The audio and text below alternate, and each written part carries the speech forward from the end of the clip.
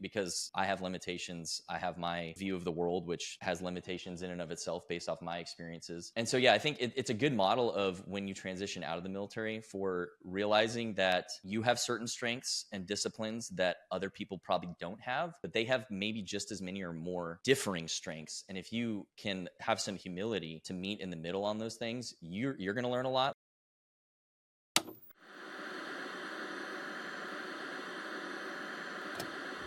Is that much of it? That's not much of a change for you, right? My name is Kerry Kite. I used to load bombs in the Air Force, and now I'm a writer, a filmmaker, and an entrepreneur. Through using the post-9/11 GI Bill to go to college, working hourly jobs to pay the bills, and freelancing my way into a career, I've studied what it takes to successfully transition from service to civilian, and that study has become a conversation. On this podcast, I speak to other veterans, successful artists and entrepreneurs about their transition, what they did well, where they failed, what they learned, and most importantly, how they applied their skills. Episode 105 features George Hayworth, an officer in the Army National Guard, founder of Elite Sentinel Coaching, and one of the co-hosts of the Present Fathers podcast. George uses his personal journey through trauma and mistakes to empower men to be the best versions of themselves. Welcome. This is Veteran Made. This episode is brought to you by Go Pills, a nootropic that gives your brain neurotransmitter support both acutely and over time. Those of us that served in the military, regardless of where we served and in what capacity we served, all came into contact with different chemicals, different percussions, and various elements of our environments that have affected our brain's ability to function. Think about your brain's performance and your mental health right now, yes, but think about your future too. We have so much more control over our long-term health than we realize. Visit gopills.com and use code VM15 at checkout for 15% off. That's VM15 for 15% off. Give your brain the neurotransmitter support it needs to perform well right now and over time.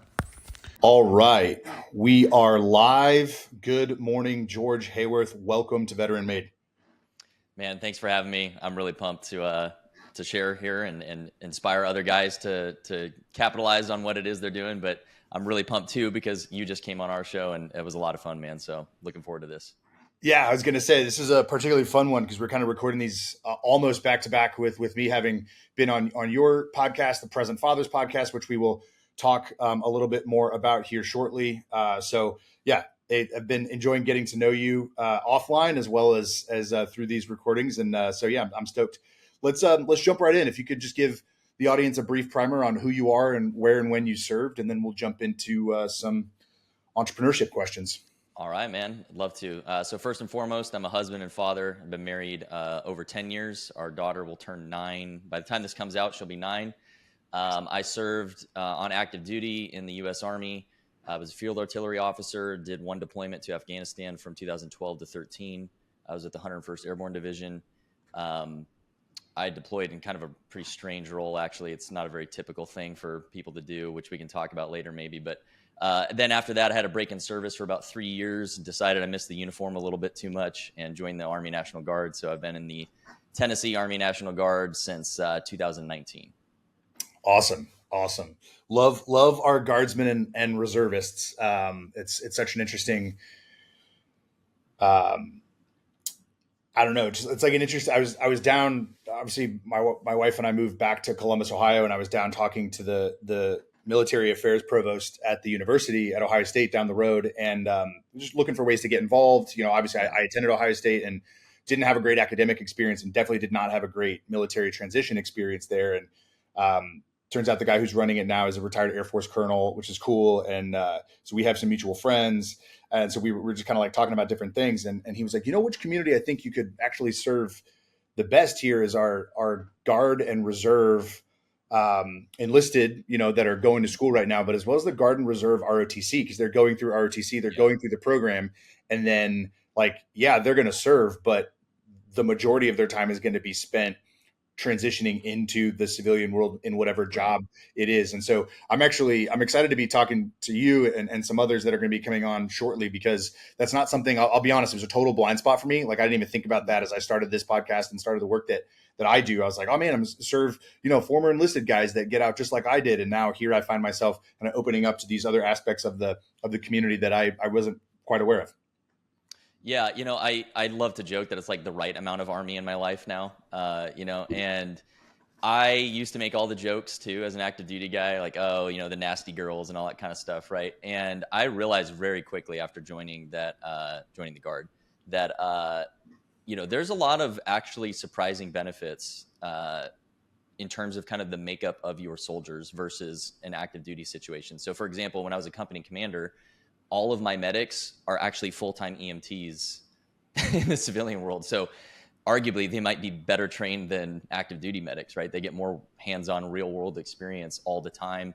I had platoon sergeants who run their own businesses and stuff like that. And so there's certainly drawbacks to the Guard environment as well, but there's also a lot of benefits. And for me, it's been a massively rewarding experience to draw on some of the amazing lessons I learned and that people poured into me when I was on active duty, and be able to pay it forward to, my soldiers in the Guard. And I've got a lot of friends who kind of serve in 5th Special Forces Group and stuff. And so they help me kind of tee up some really awesome training events and things like that. And so, giving these part-time soldiers a chance to kind of rise above like the typical mundane things, it's been a massively rewarding experience for me personally, but also I've learned a lot from all the soldiers I've served with in the Guard. So shameless plug for the National Guard. If you're kind of on the fence there, definitely check it out. It's a pretty good gig to just do a part-time job. No, yeah, that's awesome. I love that. So as you know, and as the audience knows, this podcast tends not to be a service stories podcast, right? We tend not to orient towards that. However, when it's relevant, we do. And I think with you, it is relevant. You mentioned already that you had an odd deployment, I think is what you had said. But I do know from knowing you personally and obviously observing you on your podcast and your content, like kind of what you experienced in the military and these transitions that you experienced in the military, and some successes and failures that you experienced very much informed your role as one of the hosts of Present Fathers podcast, and the coaching business that you've started. So I'd actually love to start there if you're cool with it. Like, let's chat about that deployment. Let's kind of chat about some of the things that you went through when you were in the military, and let's focus on it as a springboard and a foundation for the rest of the conversation that will kind of get us into Elite Sentinel Coaching and Present Fathers podcast. Sure. Yeah, I'd love to, man.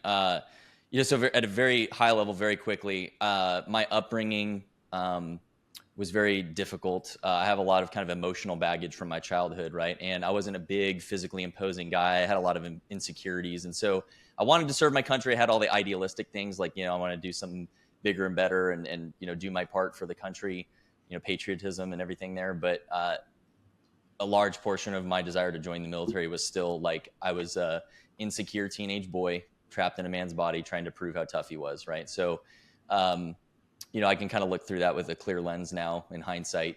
At the time, I hid behind the patriotic things about it to make myself look good, right? Fast forward to my deployment, there was a massive learning experience for me in a lot of ways, not just about being a better soldier and a better officer in the Army, but a lot about being a man. My team that I deployed on was called a Security Forces Advise and Assist team. It's very, very loosely based off of like what a Special Forces ODA looks like. It's a 14-man team. You have a team leader, a senior non-commissioned officer, and then kind of everyone's sprinkled around to kind of divide and conquer on the different tasks required. So very rank heavy team. There were 4 lieutenants, a captain, a major, a couple E7s, E6s, and some E5s, and we had like 2 specialists, right? So basically everyone was a soldier, which was amazing for me as a young lieutenant because I got to do everything. I was a 240 gunner, a Mark 19 gunner, patrol leader. I was the FSO because I was an artilleryman. So I would, handle the fires, did maintenance on the trucks, did all the planning for missions. So I got to be exposed to a huge array of military tasks, but simultaneously from these men who had deployed, this is back in 2012, I think half the team had deployed at least 3 times. Regular Army deployments, 12 to 15 months each. So there was a massive amount of experience on this team I was with. And I just learned a lot about a lot. I had not been exposed to men of this caliber really in my life before. And so it was this huge growth experience for me. And through that experience, I think it really set me up for a lot of the success I had in the military. And in a lot of ways, kind of like my transition to the civilian world and everything. But because I was still that kind of insecure teenager on the inside, It also made me a little arrogant, right? Oh, I'm the combat vet now. I've done it. I've been there, done that, all that kind of stuff. We were embedded with the infantry, and for big operations, they would, basically pluck me out to be their FSO. So I got to do a lot of cool stuff. But that came with a little bit of an arrogance to me, right? And what I failed to realize is that all the things that make a great military leader, you have to adapt it a little bit to different situations, but those are universal skills. And where, I'm ashamed to say this, I failed to apply them well in my marriage. I came home and treated my wife like a soldier, and so I caused a lot of damage in my marriage.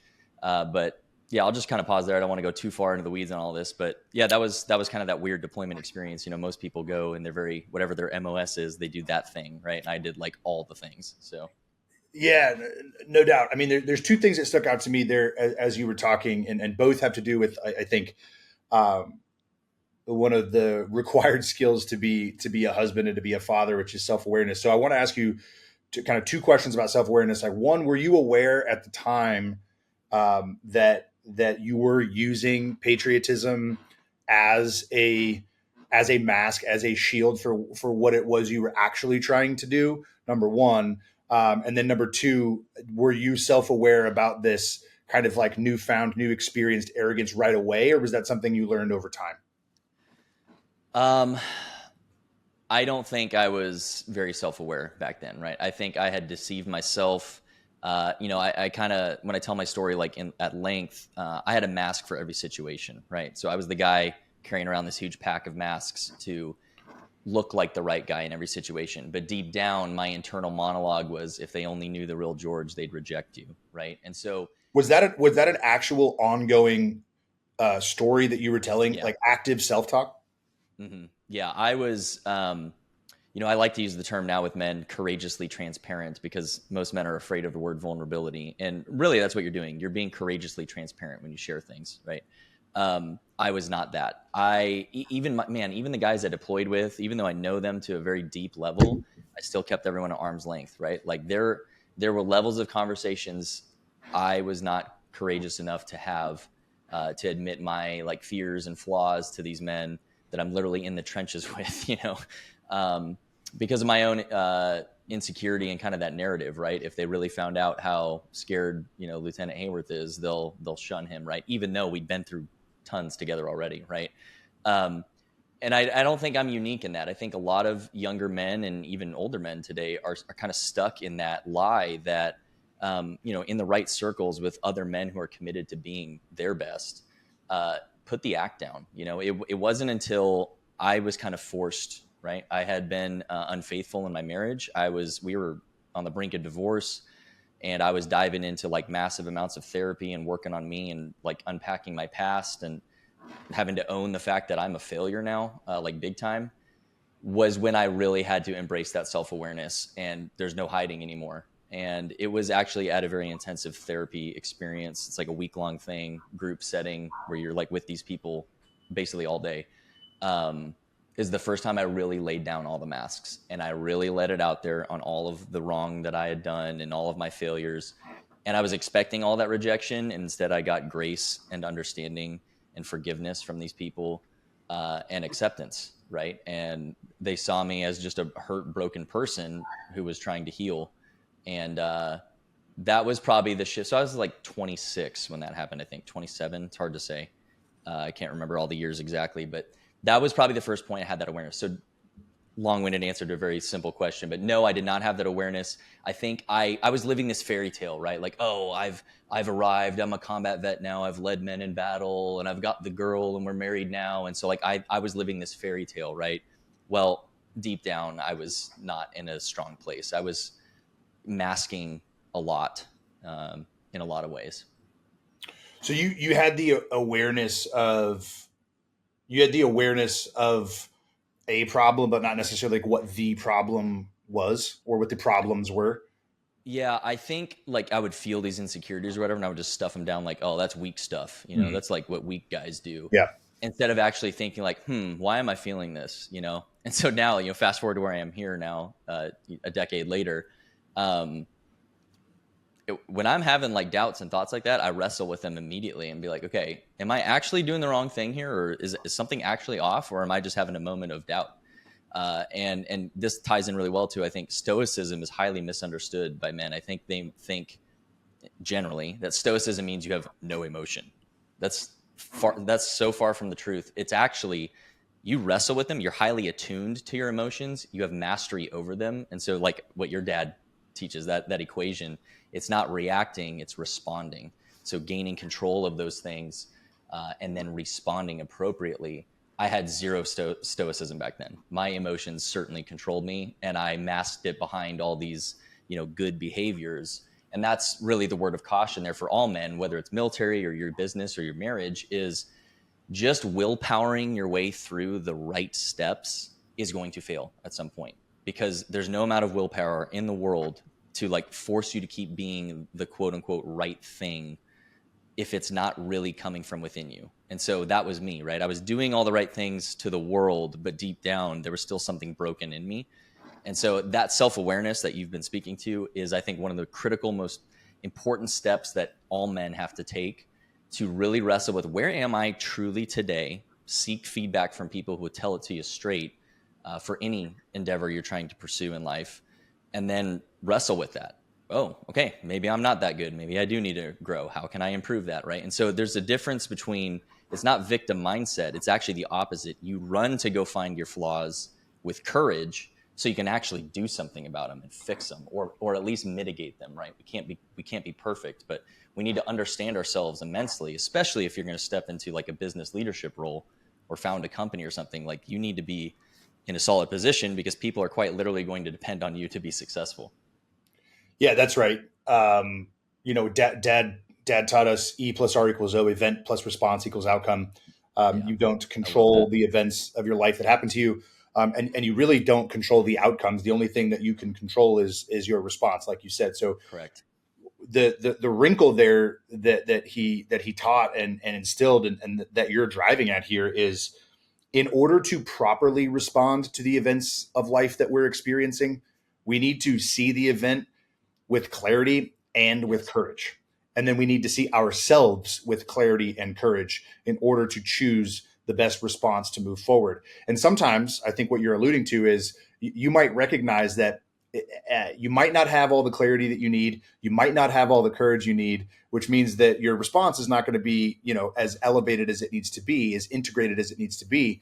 And so the task, right, is to chase that clarity and chase that courage, as far and as deeply as you possibly can, in order to gain those two things so that you can strengthen that response as you move through life. Yeah. I mean, the way your dad described that is so powerful. I mean, I literally cannot say it better than how he laid it out. So. Yeah.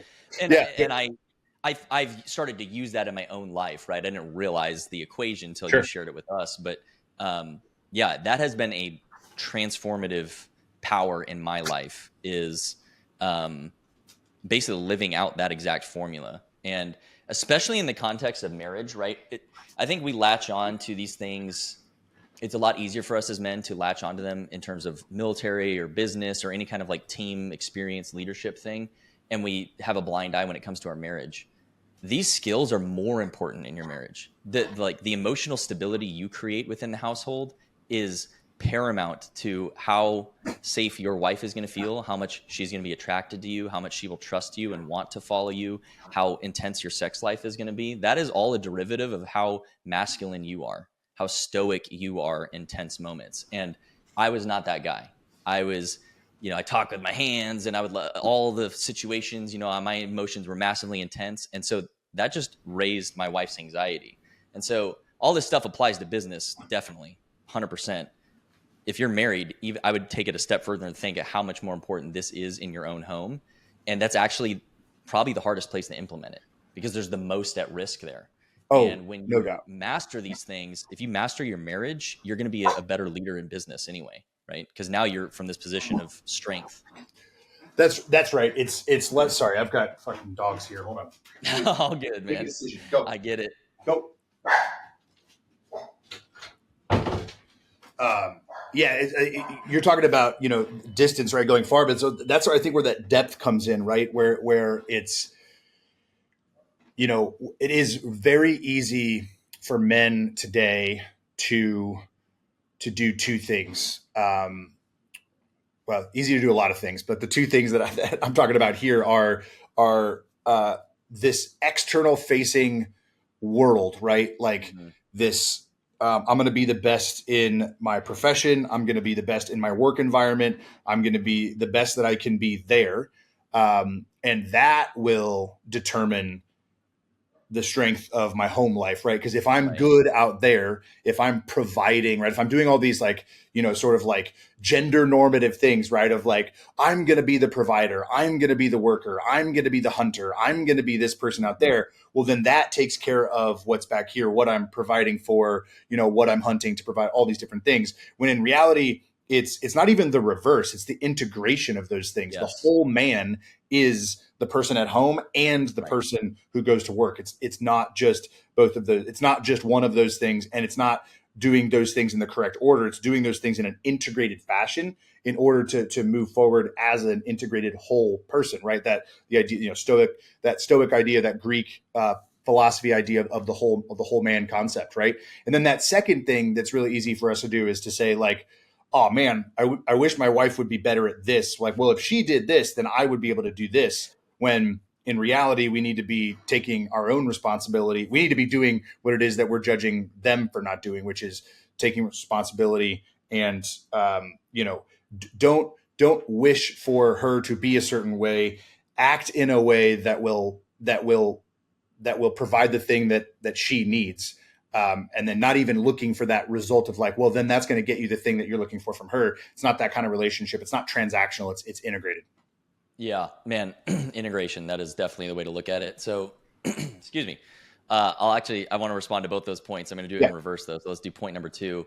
Uh, the, yeah, that victim mindset there of like, well, my wife won't do this and my wife won't do that. Men, that's keeping you stuck. Your marriage sucks because you're still subscribing to that mentality. You want to fix your marriage, you fix you first. And here's why. Men are the initiators. We take the first steps, we take the action, we build our gravity, and our wives will start to orbit us. The reason she's acting the way she's acting is almost entirely a response to your lack of action or your lack of being a better man. And that's the hard to swallow pill that like dudes are going to watch this and get upset about. But the proof's in the pudding, man. I've now helped a lot of men, and I've had a lot of really great men help me too. And that is a unanimous across the board that I own the outcomes in my household. Just like in the military, right?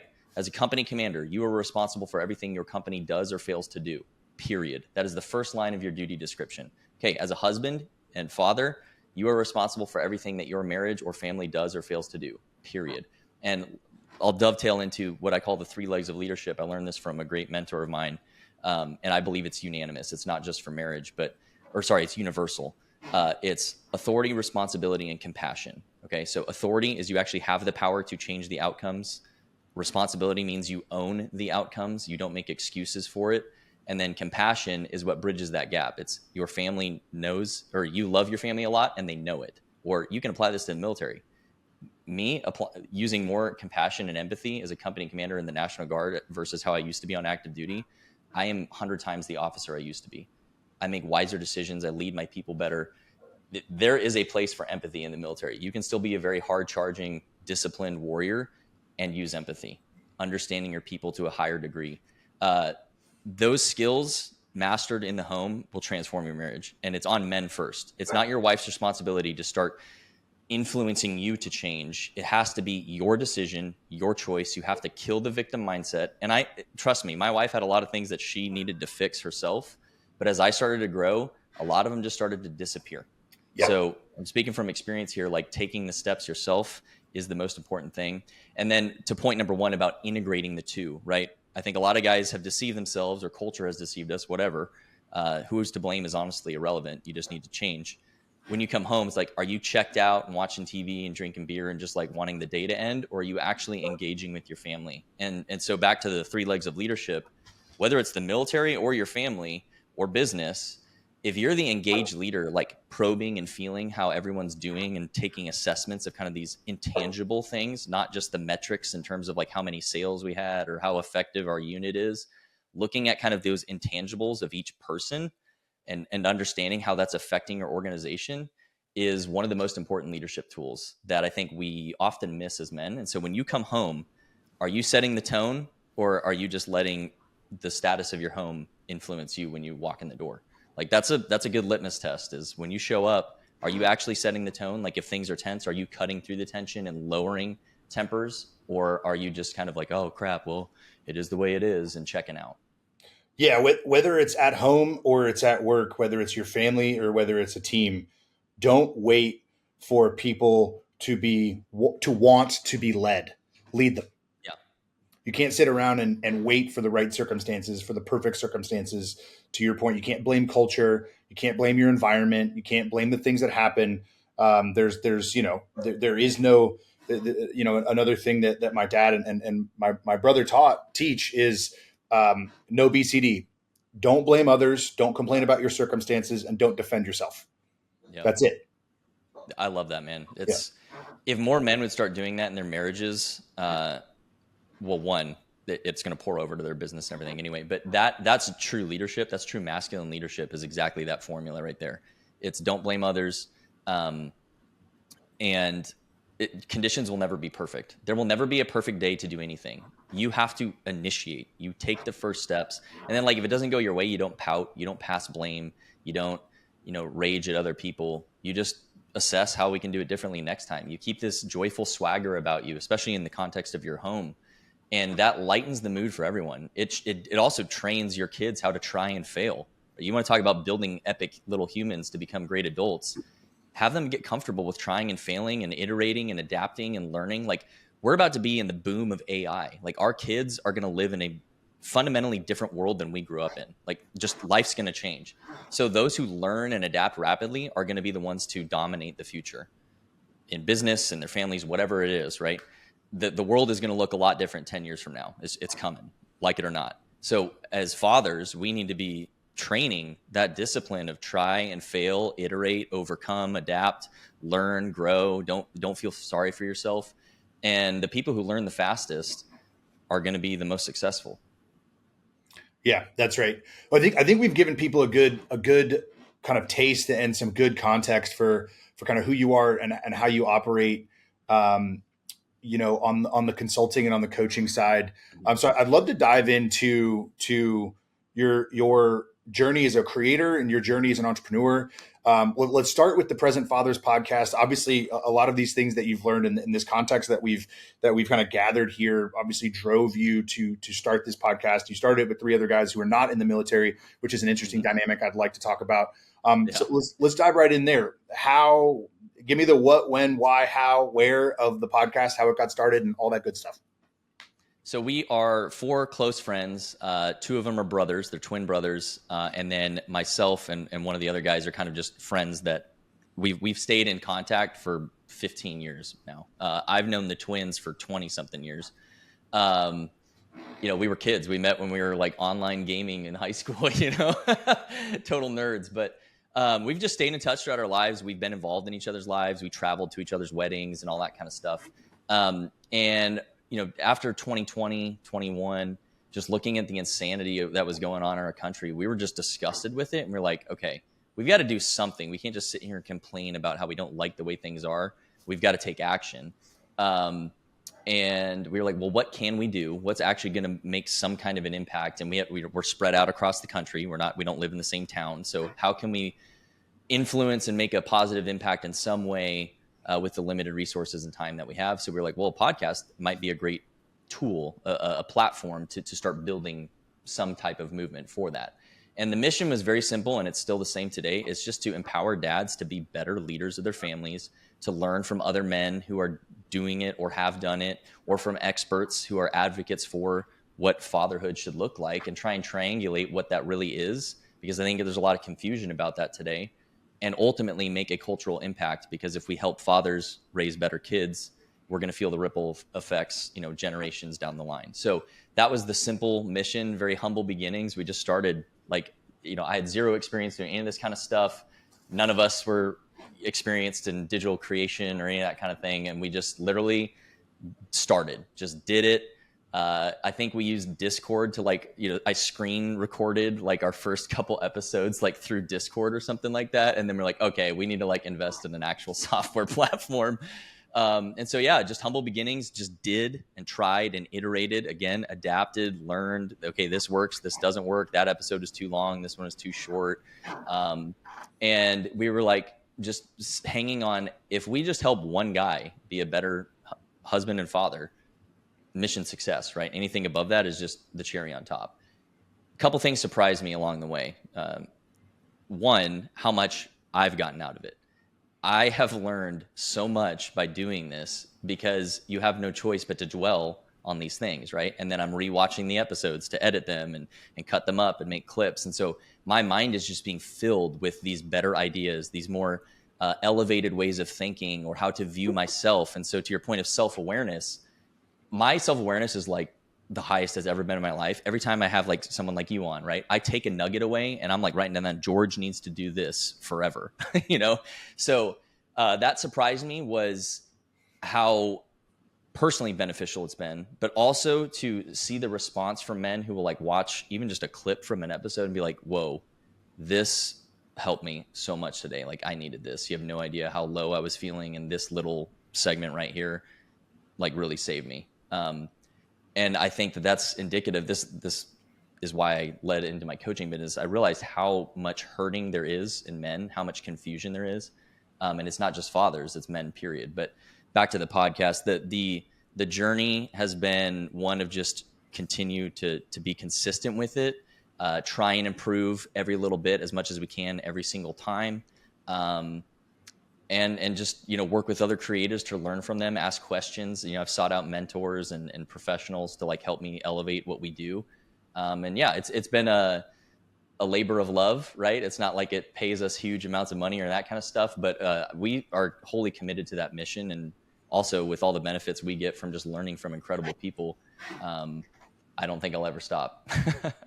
Yeah. So, in terms of collaborating with the other three, kind of a twofold question. One, what was it like collaborating with, three bros, three dudes, three homies from multiple decades of friendship? What was it like to jump into a creative endeavor like that together with them? First part. And then second part of the question is, because so much of this was informed by your journey in the military and out of the military and then back into the military, what's it been like for you to be, like you said before we hopped on, like 25% of the podcast is military, 75% is civilian. So what's it been like working with those guys in both of those capacities? It's been pretty amazing. So, I think veterans, one, there's a lot of like hero worship, which bothers me in our culture. But two, I think we can lead ourselves astray by thinking that somehow we're better citizens because we were in the military. Like, I like to put that out there. Could you imagine if everyone was in the military? Like, our country would kind of suck. It's good to not have all in the military, right? And I love what I do. I'm extremely proud of it. But like, I want other people to excel at other aspects of life to have a better culture, right? We all win if we are a little bit diversified, right? So to that point, I never saw my co-hosts as like less. Like we're peers. We're a close-knit friend group. I've learned just as much from them as they maybe have learned from me. And so early on, there was a little bit of kind of a learning curve there of like, okay, well, how are we going to run this? It's a panel situation here, and then one of the guys, he has a family friend who was in broadcasting, like news broadcasting for like 30 years. And he was like, hey, can I give you guys just some free feedback? And we were like, yes, give it up, rip it up, And he was like, you guys have to pick a moderator. You got to have one guy kind of running the show. And then otherwise the panel won't work. So they were like, naturally, George, that's you. Okay. So I'm the bad guy in terms of moderation, but there's a power in having multiple hosts because, every guy's looking at each response from guests like you with a very different lens. And we've been able to draw out some really amazing stories as well as insights that I certainly wouldn't have been able to do on my own by having my co-hosts who have different life experience and different, strengths and weaknesses and all that kind of stuff. We get, I think, a more powerful story than if it was just the George show, right? Because I have limitations. I have my, view of the world, which has limitations in and of itself based off my experiences. And so, yeah, I think it's a good model of when you transition out of the military for realizing that you have certain strengths and disciplines that other people probably don't have, but they have maybe just as many or more differing strengths. And if you can have some humility to meet in the middle on those things, you're going to learn a lot. Like I've learned a lot about like financial wisdom and marriage advice from my co-hosts that I don't think I would have learned if I had to do it on my own. Right. So hopefully that answered your question really well. But we need each other, right? And I've seen this played out too from like I have guys that I look up to who are in special operations or still in special operations, and they don't have that arrogance about them like, well, I'm better than you because I'm a special operator, right? They have this attitude of, hey, everyone is a force multiplier. Anyone who's willing to work hard and be a part of the team has something of value to add. And just because they haven't done what I've done doesn't mean that they don't have value for me as well. And I think there's a level of growth that has to happen in a younger man to recognize that. I think kind of, the young, hot alpha male type mentality doesn't have much space for that. And I think it's actually a big limitation. The more that I've realized that I need an army of people pouring into me from differing walks of life, the better I've become personally. Yeah, I think that's right. I mean, as somebody who advocates for veterans, both on the veteran side as well as the kind of hiring manager, HR, kind of more corporate culture side of things, advocating for veterans in the workplace, in the civilian sector. One thing that I've noticed is that it's really important for both veterans and the hiring managers to understand that bringing in a military veteran, a transitioning service member, is a force multiplier. I'm not advocating for everybody in your civilian organization to be a veteran, because the diverse set of skills, experiences, worldviews, and opportunities that you get from a wide range of different people within your organization is what drives the success of that organization. Again, obviously, if it's led well and has a good culture, but assuming those two things, that is what that's the force multiplier, right? So I love that you kind of have that, again, back to self-awareness of like, oh, okay, well, because I have this experience, then it naturally fell to me to be the moderator and kind of leader of these conversations. That being said, you're bringing with you this perspective and understanding that you have blind spots, you have biases, you do have, those strengths that allow you to sit in that seat and play that role. But that doesn't mean that there aren't strengths in the other three seats and what they're bringing.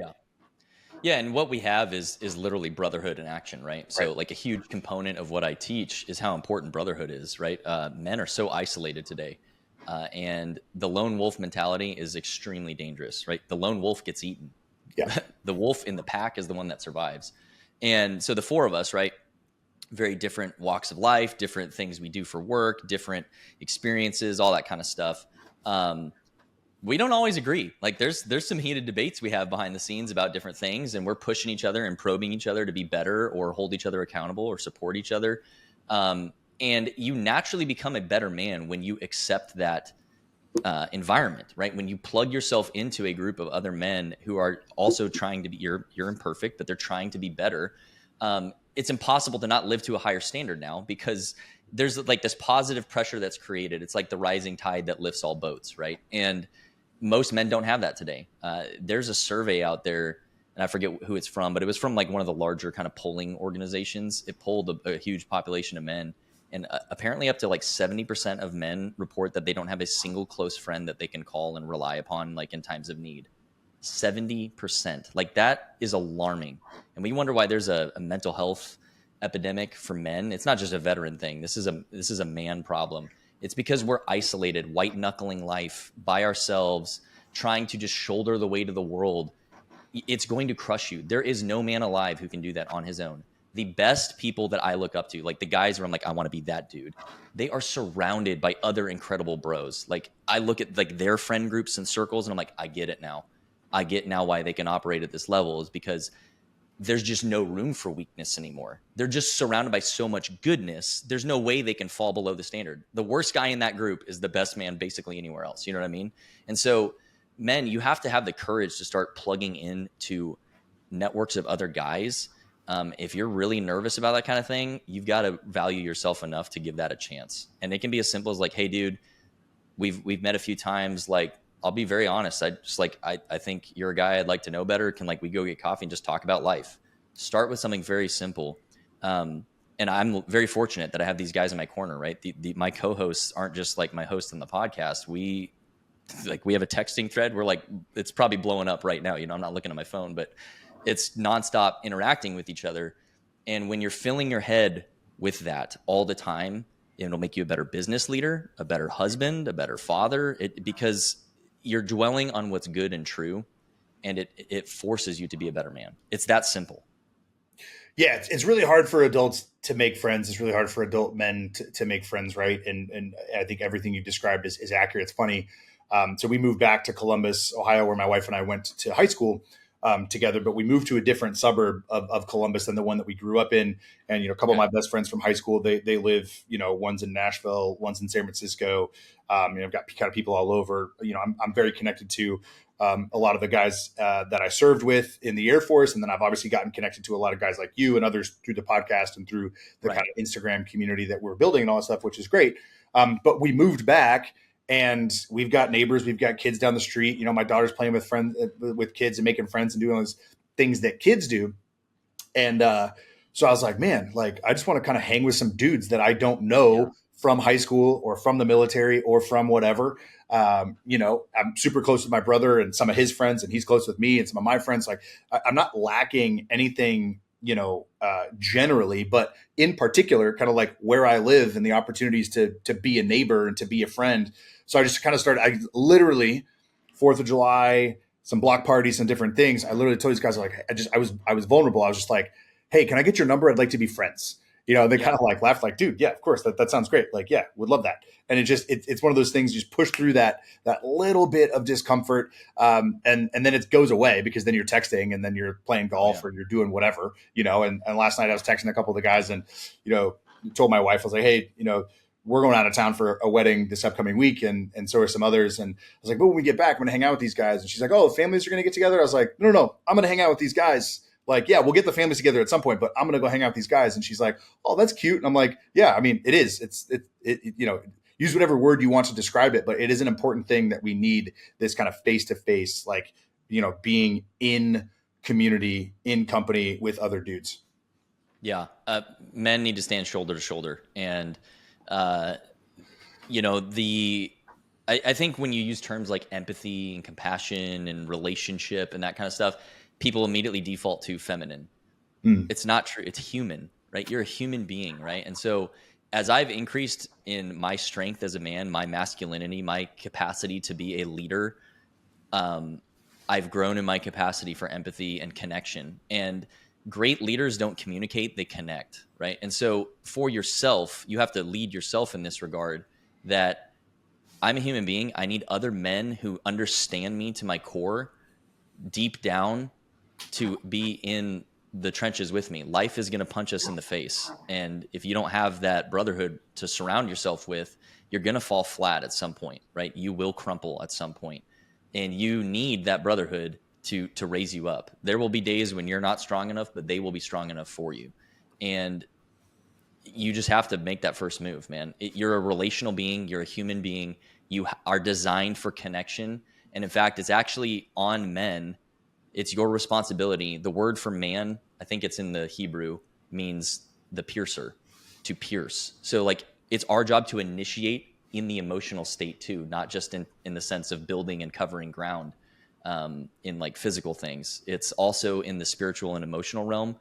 It's on men to be the one to make the first movements. So if you're that isolated and you're that cut off, you are setting yourself up for disastrous results. You may fail in business or life or whatever, or worse, you're going to go down a very dark path that leads to suicide. And I honestly think the lack of brotherhood is pretty much the number one factor for why that's happening. Yeah, I couldn't agree more. So I think it's a really good segue to kind of finish up and talk about your coaching business. Tell us about Elite Sentinel Coaching, what you're doing, how you're doing it, and how men can get involved. So Elite Sentinel coaching is where we forge leaders and build legacies. I don't think there's anything called a natural born leader. I think every leader is built and forged, and it's through that difficult process of self-awareness and really digging into yourself to grow. It's a 12-week program designed to take basically everything I've learned through decades of therapy and counseling and military leadership and experience in the business world, and wrapping it all together to level set on what a real man should be. I think there's such a gap of knowledge in our generation. I've got guys who are pushing 60 in the group already, from all walks of life. We've got CEOs, police officers, everything. So it's for men. And what I wanted to do was create basically the guide that I needed for myself and didn't have. And I had to learn it the hard way. It took me over a decade to get to where I'm at.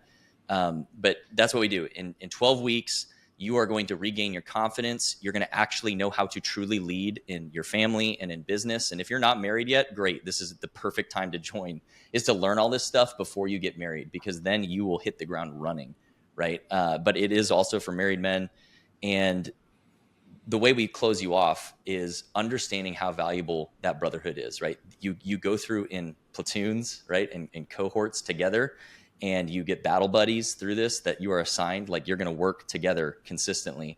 And the power that happens is not just the knowledge that I'm giving you, but as men work through that process and they realize how valuable it is to have that true vulnerable connection with other men who are committed to them to the same level of intensity, it's unbelievable to watch, right? The relationships that are built, the strength, you can see it in the man as he joins the video calls. Like, instead of being slouched over and hunched, there's a presence to them again, right? They feel like they have their masculinity back. And that's what I want to do. I want to restore men. I want to create a movement of men, and impact hundreds of thousands of men over the next 10 years to heal this problem that exists in our culture.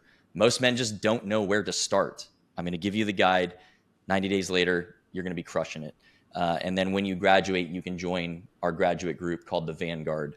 And that's where everyone who's completed it and has earned the title of Elite Sentinel, we just take it and we're run with it and continue to grow and level up together.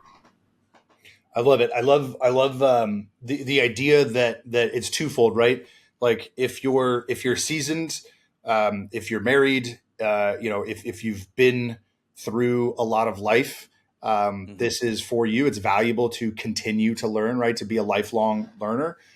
And also, if you're somebody who isn't there yet, just strictly from years on this earth and years of experience, it's also for you.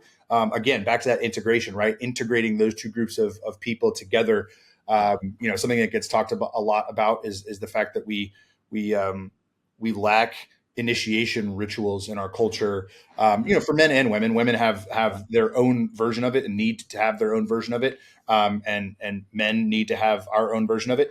And we kind of lack those. And I think what's actually interesting that doesn't get talked a lot about is, listen, the military is great. Regardless of your MOS, regardless of your branch, regardless of anything, there is that initiation ritual, but in many ways, like it is a little bit manufactured, because it has to be, right? The Department of Defense and each of the branches they're in, they have a stated goal, which is to fight and win wars and protect the homeland. So everything is geared towards those two chief tasks, which means that yes, you're going to go through an initiation ritual and become something you were not before, but it is for a very specific goal within the organization that you're serving in. It's not for you as a man or as a person as a whole.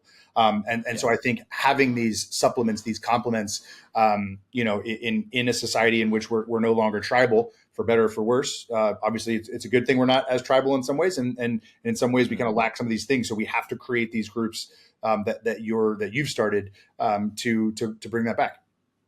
Yeah. So unlike the military, the goal of what we exist to do with Elite Sentinel is to build the individual man up to his fullest potential. Like, mission success for me is you get to a point where you're like, I don't need this anymore. Right. I have transcended what this exists for. Good. If I can replicate that thousands of times, imagine the cultural impact a bunch of Elite Sentinels out there running around America could make. Yeah. And that's the difference, right? So I've taken the best elements. I've finely tuned this. Like, you're going to get a lot done in 90 days. Like, the growth is going to be significant. I've yet to have a man go through and be like, I barely got anything out of it. It's like, if you apply even 50% effort through this thing, it's going to change your life. And I took those critical elements that the military does pretty well, and I've elevated it to a new level because it's not so you can go fight wars. It's so you can be a true masculine leader in every situation in life. And that's part of the brotherhood strength too, is I'm just one man, right? I'm going to teach you what I know and give you all these tools. I'm the guide to walk you through the path. You're going to have to make the journey, but you're going to be surrounded by a very wide array of men who have different experiences too, and lessons learned and expertise. And so it's not just about your own personal growth journey.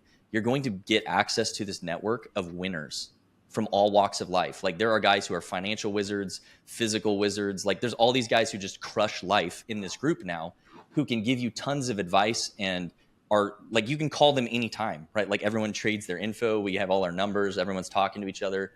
That is instant access to a brotherhood that isn't just like some manufactured thing for the sake of having friends, like a fraternity or whatever. This is like real life. Whatever your issue is, we're going to talk about it and help you through it. And that's, I needed that for me. And so I replicated this to the best degree I can possibly meld myself, right? To give that to other men, because I reflect back on how painful it was for me to be in this place, just lost, confused, feeling emasculated, not understanding how to do anything, and being really angry about it. And I wanted to heal that pain for other men. And it's really pretty simple. 90 days may not sound like that long, but you can get a lot done in 90 days. 3 months is a drop in the bucket in terms of like the rest of your life. And it's the best investment you can ever make in yourself. So if you're seriously looking at growing and leveling up, regardless of where you come from as a man, this is going to give you the practical tools and the knowledge to level up and start crushing life. I love it. So where can folks find that information to join that group? Where can folks find you? Where can folks find the podcast? Where do you want to drive traffic? Yeah, so the website is theelitesentinel.com. I'm also on X as @EliteSentinelX.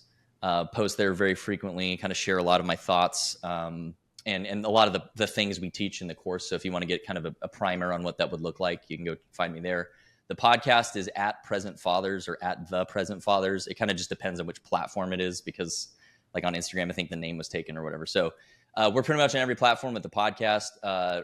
I'd prefer if you go watch our YouTube channel, because we put a lot of effort into like making the video good. But if you prefer to listen on Spotify and Apple, you can certainly do that as well. But yeah, wherever you want to interact with me and find me or the podcast, our mission is to help you. So if you're a man listening to this, it's not about like elevating ourselves. I don't care about any of that. I don't need your approval to feel good about my life. I want to help you have that power, whether you're a husband or a father or whatever walk of life you're in, to stop feeling so confused and lost and have a path forward to actually make a difference. I love it. I love it. We will tag and collaborate across all of the platforms and as we put this out. George, to end each podcast episode, I ask an open-ended question. What's on your heart and your mind for our community right now? Could be a piece of advice, something you want to get off your chest, or something you want to reiterate from what we've already talked about today. But George, what's on your heart? What's on your mind? I'll do like kind of twofold here. So for all the veterans out there, we're kind of at this strange point now, right? If you're around my age group, you spent most of your life at war or expecting to be at war in some capacity. And now we're kind of in this new phase, right? And I encourage you to reprioritize like where your identity comes from, right? A big flaw in my early life was I put all my eggs in the fact that I was in the military. And the second that was gone, it crushed me as a man. So wherever you are, I encourage you to like reprioritize, like my identity is who I am personally, and what I did, although I'm very proud of it, it's not who I was, right? It's something I did. And you should be proud of that. And it definitely taught you a lot of good things. But I think we're at this point now where there's going to be a lot of anxiety, for lack of a better term, kind of in this new phase of existence as an American veteran. So for those of you out there, like you're not alone. You may think that you're the only one who feels that way. You're certainly not. And that's where that connection is so important. And then for all men, if you're feeling stuck, you have to advocate for yourself. No one is coming to save you. You have to reach out. Like I don't know you. So if like, for example, I'm the right fit for you, you have to make the contact to me to let me know that you need help, right? You got to reach out to someone to start down the journey yourself. And as you make those initial steps, people will start coming out of the woodwork to help you. But no one's going to come rip you out of your house and be like, hey man, let me fix you. No, you have to take the first steps. So value yourself enough to take a bet on yourself, reach out, get some help, and start taking action. Yeah. Like you said, it's one of the core competencies, or what's supposed to be a core competency of men, is to make that first move physically, yep, emotionally, mentally, relationally, and spiritually. Well said. George, appreciate your time, appreciate your work, appreciate your friendship. Looking forward to putting this out, brother. Thanks, Kerry. Appreciate it. Go be excellent, men. All right, we'll see you.